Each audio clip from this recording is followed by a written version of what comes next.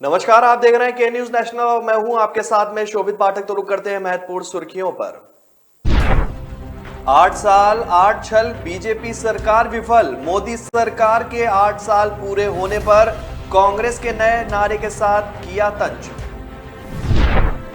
महाराष्ट्र के मंत्री अनिल परब के खिलाफ ईडी की बड़ी कार्रवाई, 7 ठिकानों पर चल रही है छापेमारी। भगवंत मान की सरकार पेश करेगी पेपरलेस बजट, गिनाए कई बड़े फायदे। दक्षिणी यूक्रेन के 2 क्षेत्रों के निवासियों के लिए रूसी पासपोर्ट हासिल करना अब होगा आसान, पुतिन ने किए आदेश पर हस्ताक्षर। और इस्लामाबाद में गृह युद्ध जैसे हालात बने, इमरान खान के आजादी मार्च के दौरान भारी हिंसा, मेट्रो स्टेशन में लगाई आग, सेना तैनात। मोदी सरकार के 8 साल पूरे हो रहे हैं और आज के दिन ही 26 मई को पीएम मोदी ने साल 2014 में देश के 15वें प्रधानमंत्री के रूप में शपथ ली थी। इस मौके पर जहां बीजेपी की तरफ से आयोजन कर सरकार की उपलब्धियों को बताने का प्रयास किया जा रहा है, तो वहीं दूसरी तरफ विपक्षी कांग्रेस पार्टी ने उनके 8 साल के कार्यकाल को पूरी तरह से विफल करार दिया है। कांग्रेस ने इस मौके पर नया नारा दिया है, 8 साल 8 छल, मोदी सरकार विफल। साथ ही आंतरिक मोर्चे से लेकर अर्थव्यवस्था तक मोदी सरकार को सवालों के जरिए घेरने का प्रयास कर रही है। कांग्रेस नेता रणदीप सुरजेवाला और अजय माकन ने इस मौके पर प्रेस कॉन्फ्रेंस कर मोदी सरकार पर निशाना साधा और नया नारा जारी किया। सुरजेवाला ने कहा कि मोदी जी आए तो अच्छे दिन नहीं, बेरोजगारी और महंगाई के दिन साथ लेकर आए। उन्होंने कहा कि छल कपट, झूठ और नफरत का सहारा वो ले रहे हैं। अब किसानों की आमदनी, लोगों पर बुलडोजर चलाने वाले हैं और अब सिर्फ जुमले दिए जा रहे हैं। अजय माकन ने सरकार से इस मौके पर पूछा कि आखिर कितने अच्छे दिन आए। उन्होंने कहा कि जिनकी कोविड तक में संपत्ति बढ़ गई, किसानों को काले कानून मिले, 1000 रुपए का गैस और 12 करोड़ नौकरी जो है वो चली गई, ये मोदी जी से पूछना चाहते हैं कि अच्छे दिन कहाँ हैं। उन्होंने वैश्विक भुखमरी इंडेक्स का हवाला देते हुए कहा कि इस सूची में हम 55 से 101 स्थान पर चले गए, फ्रीडम ऑफ प्रेस में 140 से 150वें स्थान पर चले गए, रूल ऑफ लॉ इंडेक्स में 35 से 79 में चले गए और डेमोक्रेटिक इंडेक्स में 27 से 46 पर चले गए। कांग्रेस नेता ने आगे कहा कि हर वैश्विक मापदंड पर भारत फिसलता ही जा रहा है।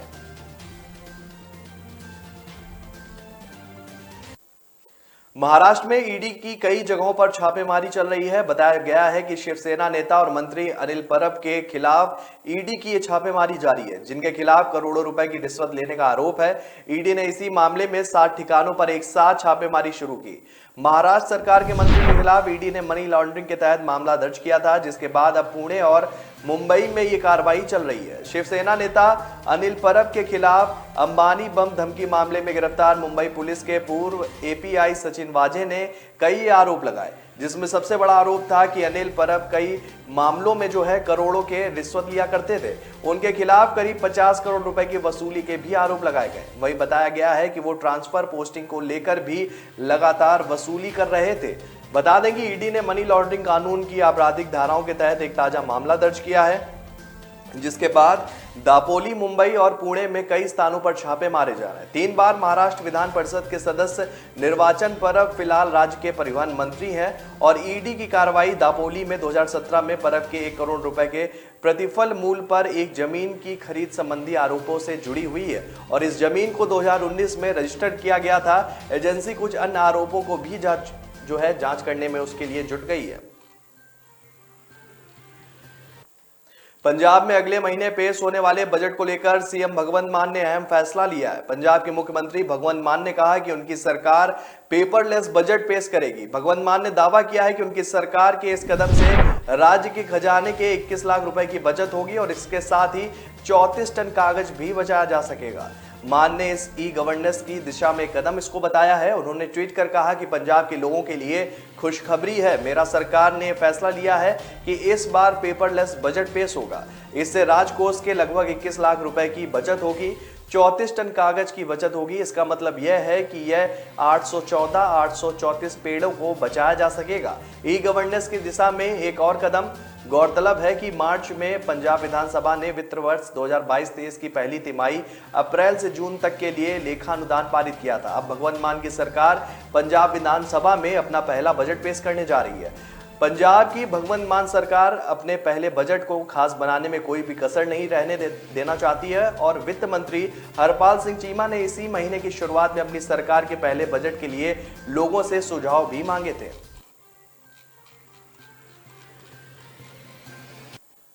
यूक्रेन के साथ जारी युद्ध के बीच राष्ट्रपति व्लादिमीर पुतिन ने दक्षिणी यूक्रेनी क्षेत्र जापोरिजिया और खेरसान के निवासियों के लिए रूसी पासपोर्ट प्राप्त करने की प्रक्रिया को सरल बनाने वाले एक आदेश पर हस्ताक्षर किए।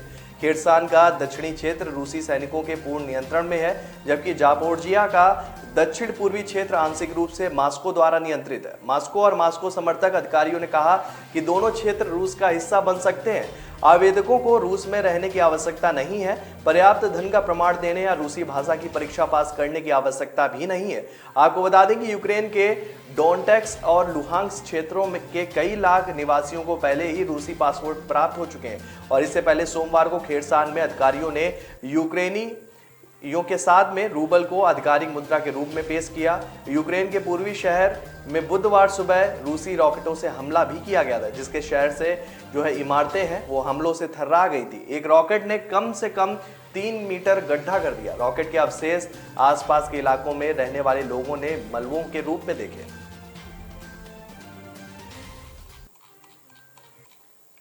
पाकिस्तान के पूर्व पीएम इमरान खान और उनके समर्थकों पर पुलिस ने उस वक्त तड़के आंसू गैस के गोले दागे जब दोबारा चुनाव को लेकर पाकिस्तान तहरीक-ए-इंसाफ के कार्यकर्ता और समर्थक इस्लामाबाद पहुंचने लगे। इसके बाद पुलिस ने भिड़ंत और भारी हिंसा उन समर्थकों के साथ हुई। यह बवाल उस वक्त और बढ़ गया जब इमरान खान की इस चेतावनी के बाद शहबाज शरीफ जब तक चुनाव की नई तारीखों का ऐलान नहीं करते हैं, उनके समर्थक इलाके को खाली नहीं करेंगे। इसके बाद अथॉरिटीज की तरफ से भी डी चौक के पास पीटीआई समर्थकों को रोकने की कोशिश हुई। इमरान समर्थकों ने जमकर बवाल किया, मेट्रो स्टेशन में आग लगा दी। सीनेट एरोन अब्बास बप्पी ने कहा है कि यह करीब 2:30 बजे का समय है और डी चौक के पास आंसू गैस के गोले दागे जा रहे हैं। भगवान जाने इमरान खान पहुंचने तक कितने राउंड गोले दागे जाएंगे। इस्लामाबाद में पुलिस और इमरान समर्थकों की झड़प के बीच पीटीआई ने चटकारी अकाउंट ने ट्वीट करते हुए कहा कि पाकिस्तान के लोगों की तरफ से जान बचाने के लिए अद्भुत प्रयास, क्या इनिंग खेली जा रही है। माशाअल्लाह, आप लोगों को सलामत रखें। हजारों की संख्या में उमड़ा पीटीआई समर्थकों का ये हुजूम देर रात पाकिस्तान की राजधानी में दाखिल हुआ तो लंबा जाम लग गया। हालांकि एंट्री से पहले वहां हिंसा भी खूब भड़की। इस्लामाबाद में मेट्रो स्टेशन और इमरान खान के समर्थकों ने आग के हवाले कर दिया।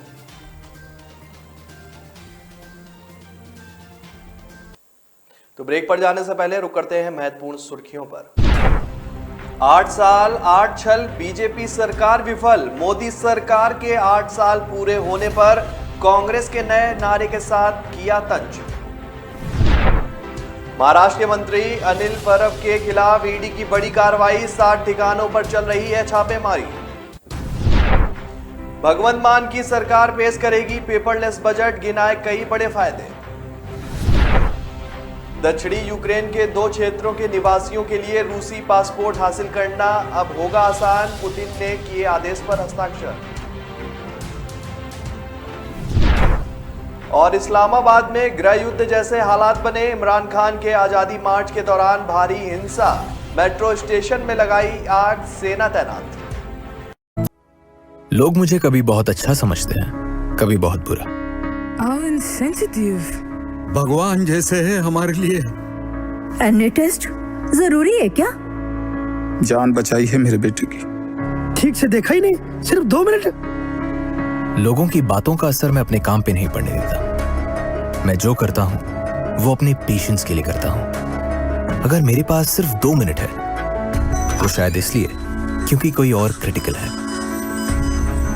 अगर मैं 1 से ज्यादा टेस्ट करवा रहा हूं वो इसलिए क्योंकि मेरी ट्रीटमेंट में डाउट की जगह नहीं। अगर मैं स्ट्रिक्ट या इनसेंसिटिव हूं वो इसलिए क्योंकि आपकी हेल्थ सबसे इंपॉर्टेंट है।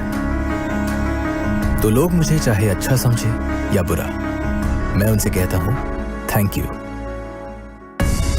क्योंकि वो मुझे रोकते नहीं बल्कि याद दिलाते हैं कि मुझे मेरे पेशेंट्स के लिए क्या करना है।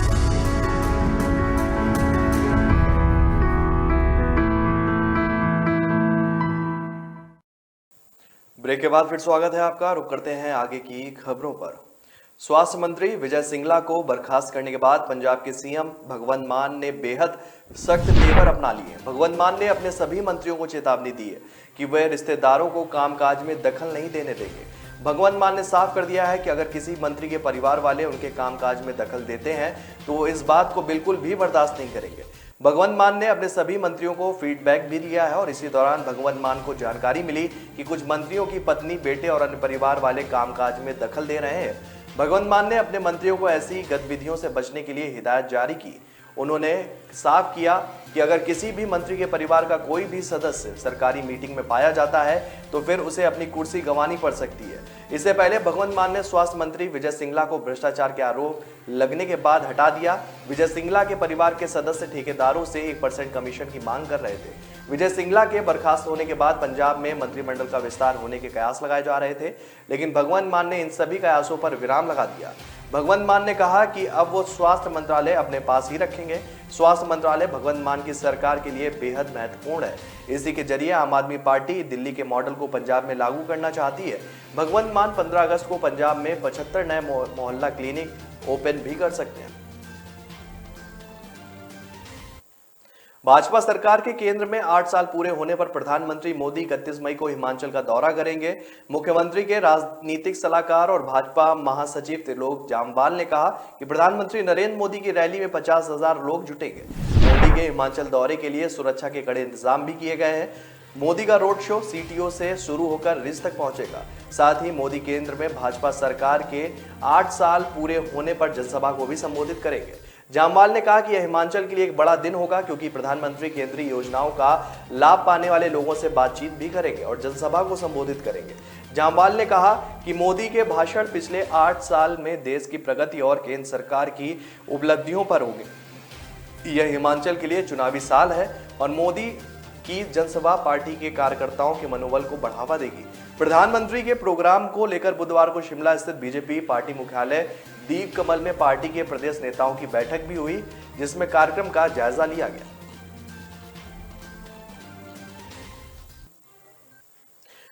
पंजाब प्रदेश कांग्रेस कमेटी के पूर्व अध्यक्ष नवजोत सिद्धू को पटियाला जेल में मुंशी बन गए। पटियाला सेंट्रल जेल की ओर से जारी बयान के मुताबिक नवजोत सिंह सिद्धू को क्लेरिकल काम सौंपा गया। सिद्धू की ड्यूटी जेल के दफ्तर के कामकाज में लगाई गई है।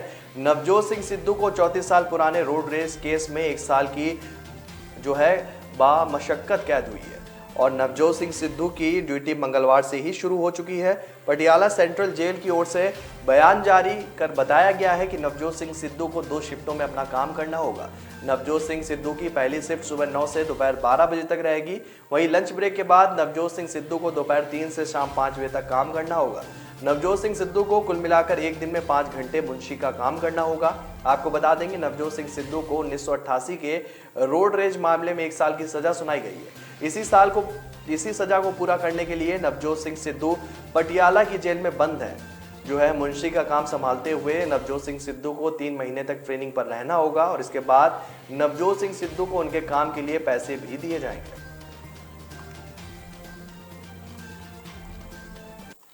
जम्मू कश्मीर में नागरिकों की हत्या का सिलसिला लगातार जारी है और इस बीच आतंकियों ने बडगांव में टीवी एक्ट्रेस अमरीन भट्ट की गोली मारकर हत्या कर दी, जिसकी जिम्मेदारी अब पाकिस्तान स्थित आतंकी संगठन टीआरएफ ने ली है। इसके अलावा अब इस हत्या के मामले में सुरक्षा बलों ने इलाके में छापेमारी भी शुरू कर दी है। एक्ट्रेस के हत्यारों की तलाश की जा रही है। आपको बता दें कि जम्मू कश्मीर के बडगांव जिले में बुधवार 25 मई को आतंकियों ने टीवी एक्ट्रेस की उसके घर पर ही गोली मारकर हत्या कर दी थी। साथ ही उसके भतीजे को भी घायल कर दिया। पुलिस ने जानकारी दी है। मरीन भट्ट को घायल अवस्था में अस्पताल पहुंचाया गया, जहां डॉक्टरों ने उसे मृत घोषित कर दिया। पुलिस ने बताया है कि इस घटना में महिला का 10 वर्षीय नाबालिग भतीजा फरहार जुबैर भी घायल हो गया है। वह घटना के वक्त घर पर ही था और उसके बाह में गोली लगी है। घटना के बाद इलाके की घेराबंदी कर ली गई और हमलावरों की धरपकड़ का सर्च ऑपरेशन भी जारी है।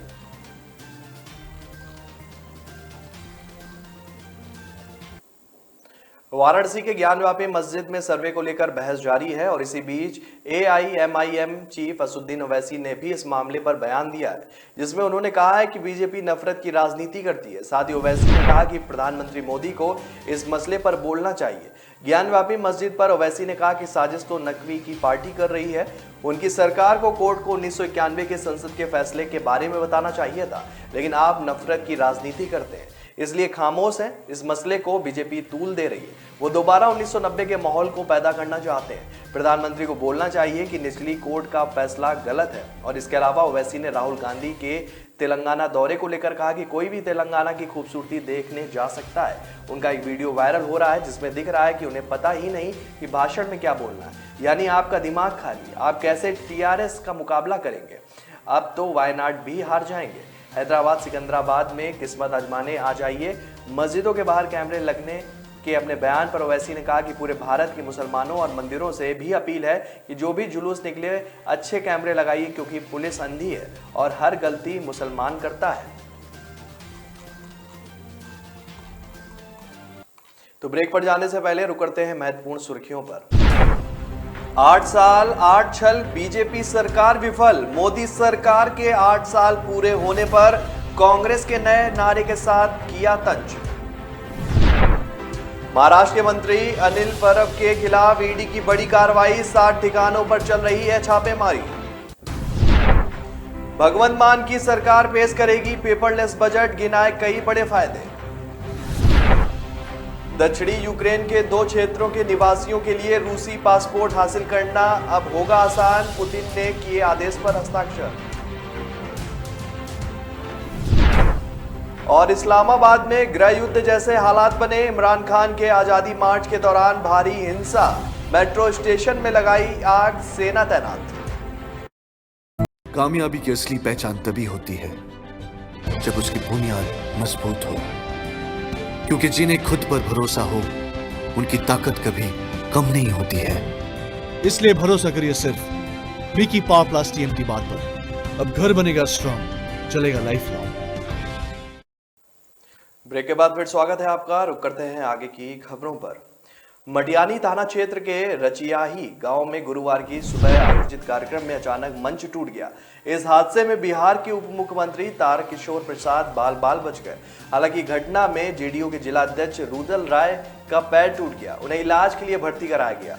उप मुख्यमंत्री तारकिशोर प्रसाद महर्षि मही परमहंस जी के जयंती शताब्दी समारोह में भाग लेने के लिए बेगूसराय पहुंचे थे। गुरुवार की सुबह 7:15 पर डिप्टी सीएम भी पहुंचे थे। उनके साथ जेडीयू और बीजेपी के कई विधायक और नेता साथ मौजूद थे। कार्यक्रम स्थल पर पहले फीता काटकर उद्घाटन किया गया। इसके बाद महर्षि मेही परमहंस जी महाराज की तस्वीर पर पुष्पांजलि अर्पित करते समय जैसे ही दीप प्रज्वलित कर कार्यक्रम का विधिवत उद्घाटन होने लगा, यह हादसा हो गया। इस घटना को लेकर कहा जा रहा है कि मंच कमजोर होने के कारण नीचे टूटकर गिर गया। मंच पर मौजूद जो है बेगूसराय के नगर विधायक कुंदन कुमार, पूर्व विधायक कृष्ण सिंह, जिला परिषद के उपाध्यक्ष नंदलाल राय भी शामिल थे।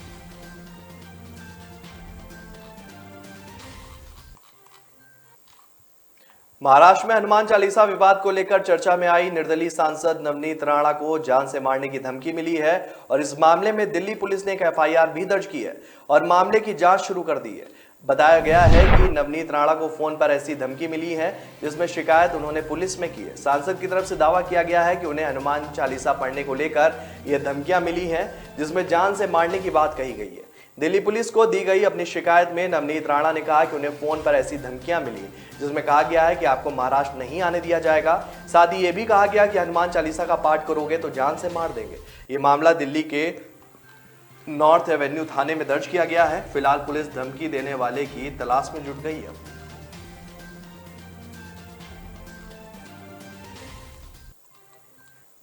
आय से अधिक संपत्ति के मामले में हरियाणा के पूर्व मुख्यमंत्री ओम प्रकाश चौटाला को आज दिल्ली की राउस एवेन्यू अदालत जो है वो सजा सुना सकती है। सीबीआई ने यह मामला साल 2006 में दर्ज किया था और आरोप लगाया था कि ओम प्रकाश चौटाला ने आय से 189 गुना ज्यादा पैसा कमाया था। सीबीआई ने इसी आधार पर आय से अधिक संपत्ति के मामले में ओम प्रकाश चौटाला को आरोपी बना दिया था। यह मामला 1995 से साल 2005 के बीच का है। हरियाणा के पूर्व मुख्यमंत्री ओम प्रकाश चौटाला को शिक्षक भर्ती घोटाला मामले में सजा काटने के बाद जेल से रिहा होने के 1 साल से भी कम समय के बाद दिल्ली की एक विशेष सीबीआई अदालत ने 21 मई को उन्हें आय से अज्ञात स्रोतों से अधिक संपत्ति रखने का दोषी ठहराया था। अदालत इस मामले में आज सजा सुना सकती है। 87 वर्षीय नेता को जुलाई 2021 में तिहाड़ जेल से रिहा किया गया था। 3 अप्रैल 2006 को हरियाणा के पूर्व सीएम ओम प्रकाश चौटाला और अन्य के खिलाफ आरोप लगाया गया था। उन्होंने हरियाणा के मुख्यमंत्री के रूप में अपने परिवार के सदस्यों और अन्य लोगों के साथ मिलकर अचल संपत्ति जमा की थी। जांच के बाद उनके खिलाफ 26 मार्च 2010 को इस मामले में चार्जशीट दाखिल की गई थी। इस मामले में अभियोजन पक्ष के करीब 257 गवाह थे। चौटाला के बेटे अभय सिंह और अजय सिंह चौटाला भी इस मामले में आरोपी हैं, लेकिन अलग अलग मुकदमे का सामना कर रहे हैं।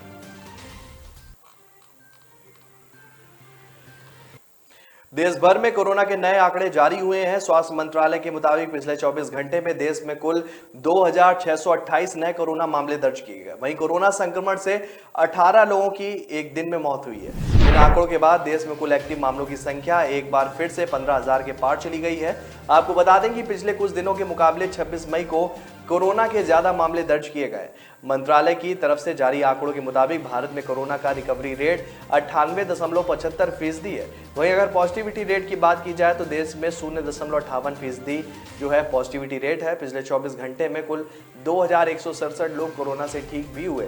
देश में 84 करोड़ से ज्यादा कोरोना टेस्ट हो चुके हैं। पिछले 24 घंटे में 4,52,000 से ज्यादा टेस्ट हुए और इससे एक दिन पहले यानी कि 25 मई के आंकड़े की बात करें तो 2124 मामले दर्ज किए गए थे, जो पिछले दिन के 1675 मामलों के मुकाबले 449 ज्यादा थे। कोरोना से ठीक होने वाले मरीजों की संख्या बढ़कर 4,26,04,881 हो गई है, जबकि मृत्यु दर 1.22% पर है। देश में जो है कोविड-19 रोधी टीकाकरण अभियान के तहत अभी तक 192.82 करोड़ वैक्सीन लोगों को दी जा चुकी है।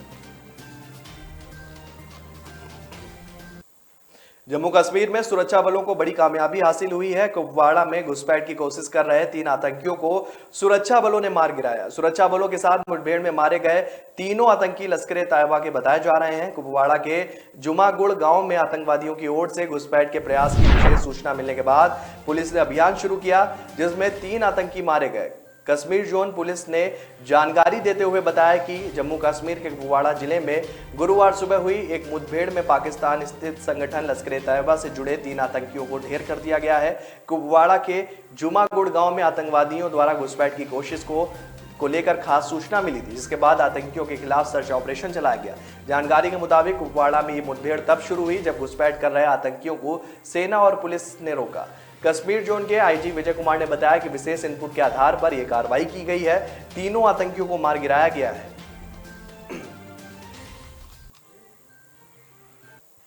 तो फिलहाल इस बुलेटिन में मेरे साथ इतना ही। आगे की खबरों के लिए बने रहिए के न्यूज नेशनल के साथ। तब तक के लिए नमस्कार। 8 साल 8 छल, बीजेपी सरकार विफल। मोदी सरकार के 8 साल पूरे होने पर कांग्रेस के नए नारे के साथ किया तंज। महाराष्ट्र के मंत्री अनिल परब के खिलाफ ईडी की बड़ी कार्रवाई, 60 ठिकानों पर चल रही है छापेमारी। भगवंत मान की सरकार पेश करेगी पेपरलेस बजट, गिनाए कई बड़े फायदे। दक्षिणी यूक्रेन के 2 क्षेत्रों के निवासियों के लिए रूसी पासपोर्ट हासिल करना अब होगा आसान, पुतिन ने किए आदेश पर हस्ताक्षर। और इस्लामाबाद में गृह युद्ध जैसे हालात बने, इमरान खान के आजादी मार्च के दौरान भारी हिंसा, मेट्रो स्टेशन में लगाई आग, सेना तैनात।